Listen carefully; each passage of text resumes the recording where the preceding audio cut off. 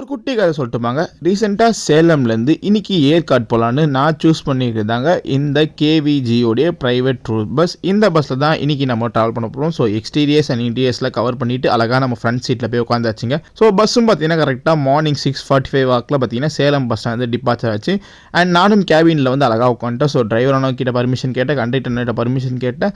அவங்களும் எந்த ஒரு டிஸ்டர்பன்ஸ் இல்லை, அவங்க எதுவும் நோ சொல்லாமல் அழகாக உட்காந்து ஜாலியாக வீடியோ எடுத்துக்குன்னு சொல்லிட்டாங்க. ஸோ அப்படியே சேலம் நியூ பஸ்லேருந்து பஸ் வெளியே ஏறின கொஞ்ச நேரம் அப்புறம் பார்த்தீங்கன்னா நம்மளுக்கும் டிக்கெட் கொடுத்துட்டாங்க. ஒருத்தருக்கு சேலம்லேருந்து ஏற்காடு போகிறதுக்கு 26 ருபீஸ் கலெக்ட் பண்ணுறாங்க. ஸோ அப்படியே ஏர்லி மார்னிங்கில் பார்த்தீங்கன்னா நானும் ட்ராவல் என்ஜாய் பண்ணியிருந்தேன். ஸோ ட்ராவலும் நல்லா கம்ஃபர்ட் வைஸில் போயிருந்துங்க. இந்த பஸ்ஸோட ரூட்டு பார்த்தீங்கன்னா ஃபேர்லன்ஸ் வழியாக அப்படியே இந்த பஸ் அஸ்னம்பட்டி போவாங்க. அங்கேருந்து இந்த பஸ் கவர்மெண்ட் மியூசியம் கோரிமேடு வழியாக ஏற்காடு அடிவாரம் வந்து ரீச் ஆகுங்க. ஸோ அப்படியே அங்கேருந்து ஹில்ஸ் ஏற ஸ்டார்ட் பண்ணுறோங்க. மொத்தம் 14 ஏர்பின் பெண்ட் இந்த ரூட்டில் இருக்குங்க. ஸோ அது எல்லாமே பார்த்தீங்கன்னா டிரைவர் என்ன செம்ம சூப்பராகவே ஓட்டியிருந்தாங்க. ஸோ ரொம்ப ஸ்கில்டான டிரைவர்ஸ் தாங்க இந்த ரூட்டில் பஸ் ஓட்டுவாங்க. அதுக்கேற்ற மாதிரி பர்ஃபெக்டாக பஸ்ஸை சூப்பராக ஓட்டியிருந்தாங்க. அண்ட் ஃப்ரண்ட்டில் உட்காந்து பார்த்தீங்கன்னா அந்த கேபின் ரைடில் உட்காந்துட்டு அப்படியே ஏர்பின் பெண்டில் திரும்பும் போதெல்லாம் அவ்வளோ செம்ம சூப்பராக எக்ஸைட்மெண்ட்டாக இருந்ததுங்க.